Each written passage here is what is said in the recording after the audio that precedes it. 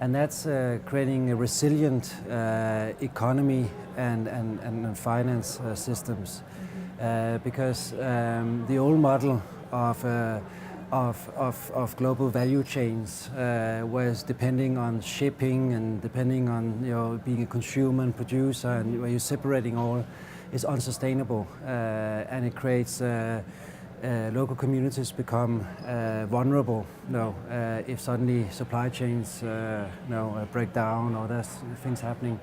So I think a program with research, development, learning, training around social entrepreneurship. How do you go from individual to create a social enterprise that both is creating profits but also creating good in societies. Looking at the creative industries and looking at the underground, saying so what is happening in the underground, and how can you make a living based on your talents as a DJ, as a creative person.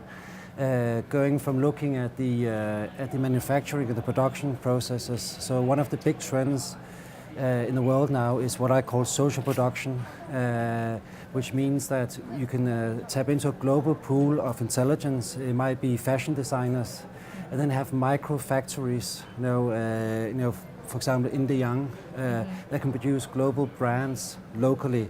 So instead of buying Prada or Gucci and getting shipped to the stores here, they're actually produced in the young in micro factories.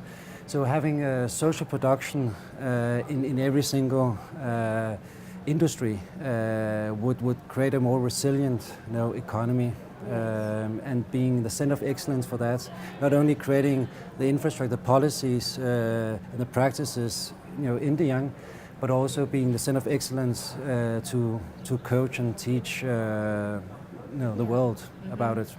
Would be what I would like to do. It's a virtuous circle. I mean, once you remove the barrier between producer consumer, for example, you become part of the system. All of everyone is part of the system, and then it becomes a learning mechanisms where the consumer is not just somebody who just buys, but he also learns about how things work, and suddenly he becomes empowered to be part of creating stuff, right? So that will change the power structures in the whole system, and more towards people, which means that everyone will be empowered to do something.